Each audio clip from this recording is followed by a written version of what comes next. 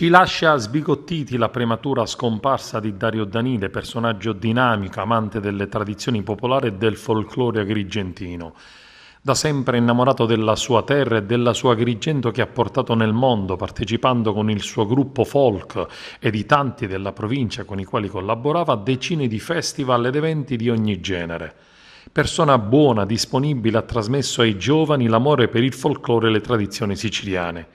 Sono tantissimi i giovani partiti con te all'estero, utilizzando qualunque mezzo a disposizione, dal bus al treno alla nave, accampandosi ovunque, ma sempre con la immancabile forza di spirito e simpatia che sprigionava dalla sua simpatia e spesso dalla sua improvvisazione.